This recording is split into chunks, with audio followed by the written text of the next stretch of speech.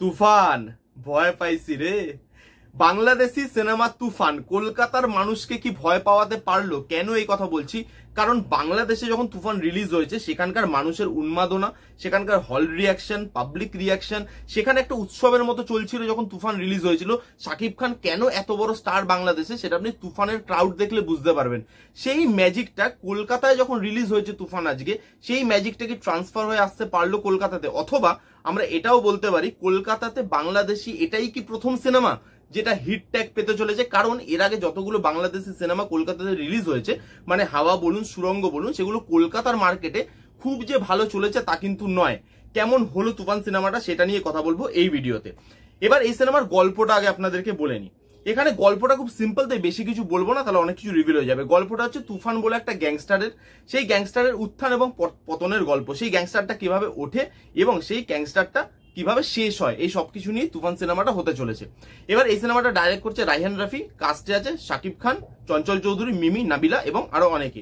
এবার যদি কিছু পজিটিভ দিক নিয়ে কথা বলি, দেখুন বেশ কিছু পজিটিভ দিক কিন্তু আছে যেগুলো নিয়ে কথা না বললে হয়তো ভুল বলা হবে। ফার্স্ট হচ্ছে এখানে পারফরমেন্সেস।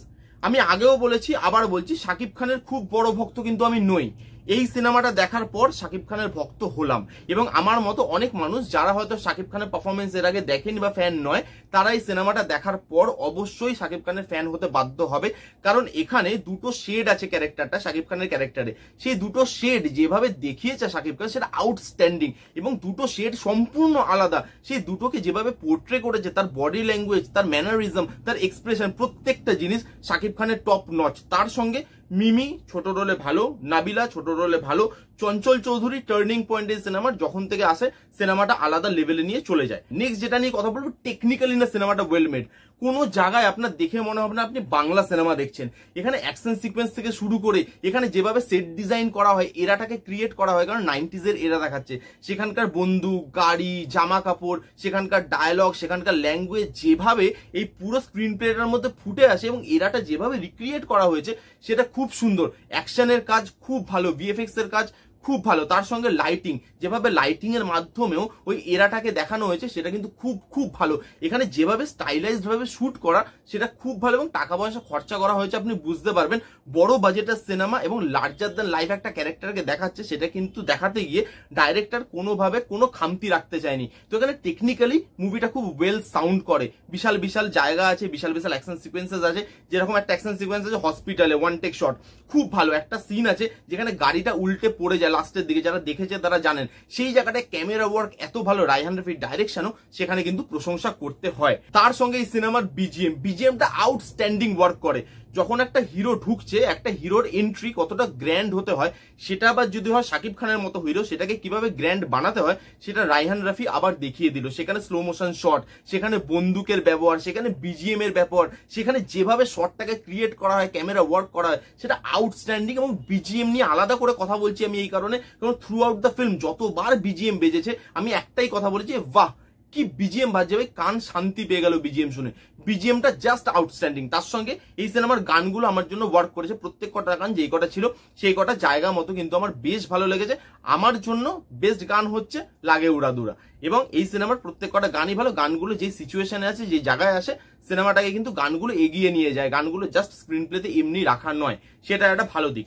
এই ছিল মোটামুটি পজিটিভ দিক। এবার যদি আমি নেগেটিভ দিকে মুভ করি, রায়হান রাফি এখানে শাকিব খানকে কাস্ট করেছে এবং প্রত্যেকটা ফ্রেমে আপনি সেটা বুঝতে পারবেন।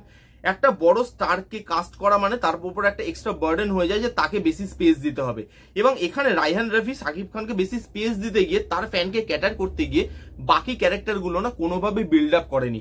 এখানে যতগুলো আদার কাস্টে পারফরমেন্সেস বা আদার সাইড পারফরমেন্সেস ছিল, তাদের কোনো কারোর ক্যারেক্টার ভালো করে বিল্ড আপ হয়নি।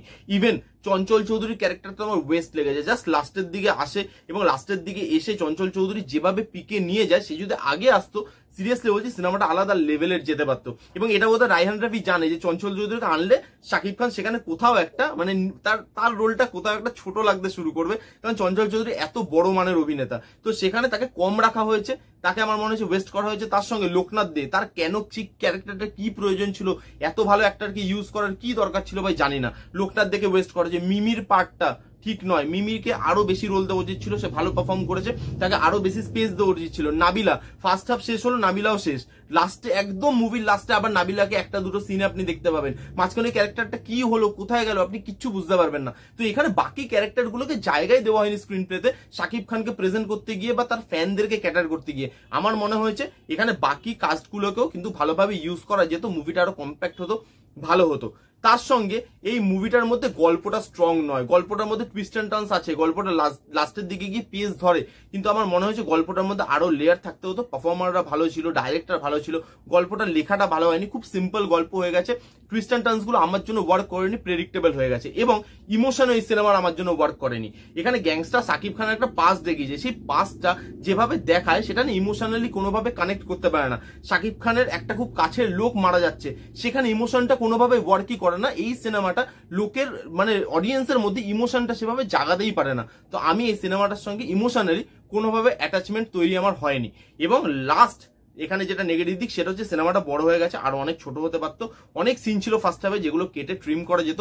ফার্স্ট হাফের অনেকগুলো সিন দেখতে দেখতে বোর ফিলিং কিন্তু আসছিল। এবার যদি আমি এক কথায় বলি তুফান কেমন হয়েছে, যতটা আশা করে দেখতে গেছিলাম সেই আশা মতো হয়তো হয়নি। বাংলাদেশের প্রথম হিট হিসাবে এই সিনেমাটাকে হয়তো কলকাতার মানুষ কনসিডার করবেন না, বাংলাদেশকে আরেকটু হয়তো অপেক্ষা করতে হবে।